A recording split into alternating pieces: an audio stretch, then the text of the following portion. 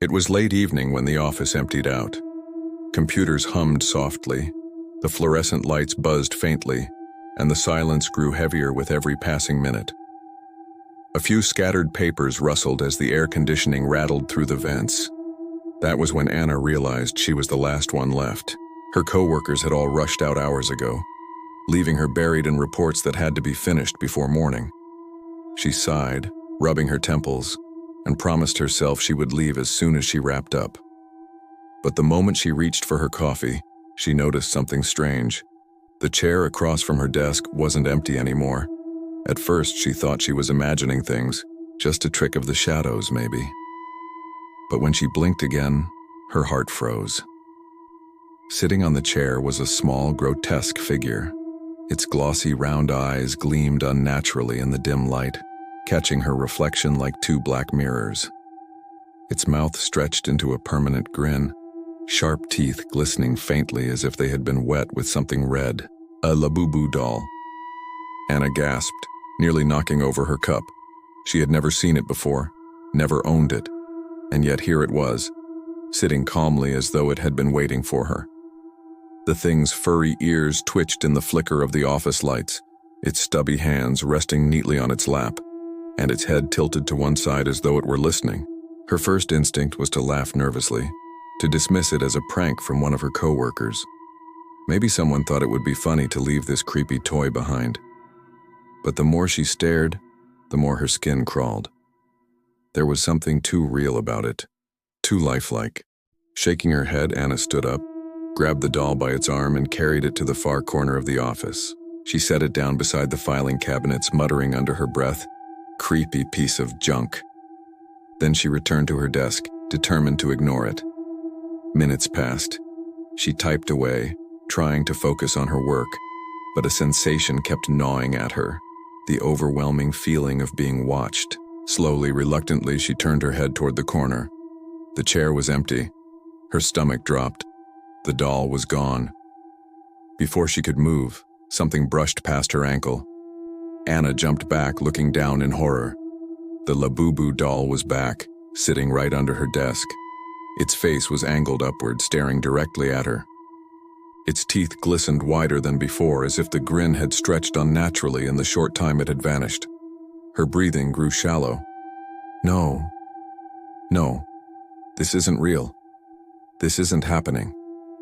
She pushed her chair back and stumbled toward the door, clutching her phone, ready to call someone, anyone. But the lights in the office flickered violently, plunging the room into bursts of shadow and pale light. Each time the light snapped back, the doll was closer. One moment by her desk, the next on top of it, and then, right in the doorway, blocking her escape. Anna froze.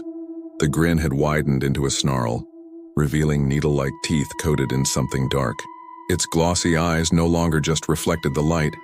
They seemed to glow faintly, a sickly, pulsating red. Her phone slipped from her trembling hands and hit the floor with a hollow clatter. The doll tilted its head again, as if amused, and then it moved. Not with clumsy jerks like a toy, but smoothly. Its small legs carried it forward in an unnatural glide. With each step, its claws scraped the tiles, leaving faint scratches that caught the buzzing fluorescent glow. Anna bolted. She darted into the hallway, her footsteps echoing loudly against the empty building. Behind her, the scraping sounds followed, quick, sharp, unrelenting. She didn't dare look back, but she knew it was chasing her. She reached the stairwell and pulled the heavy metal door open, but it slammed shut before she could step inside. She pulled again, but something small, yet impossibly strong, was holding it closed from the other side. The doll's laughter echoed through the hall, a high-pitched, distorted giggle that made her stomach twist. Anna turned and sprinted down the hall toward the elevators. She jabbed the button frantically, watching the numbers crawl downward at an agonizing pace. The scraping grew louder, closer, faster. Finally, the doors slid open.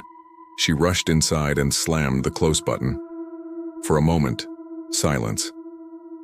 She leaned against the cold steel wall, clutching her chest, tears stinging her eyes.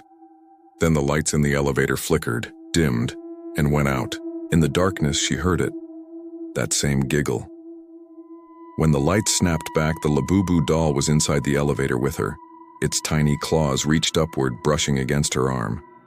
Anna screamed, shoving it back with all her strength. The elevator jolted violently, plunging downward as though something had cut the cables. Her body slammed against the wall, weightless as the cabin plummeted. And then, silence. When the doors opened, Anna stumbled out into the basement parking lot. Her legs shook as she staggered between the rows of cars, desperately looking for her own. The air smelled damp, heavy, metallic. That was when she saw them. Dozens of Labubu dolls, sitting on car hoods, perched on mirrors, standing upright in the spaces between vehicles.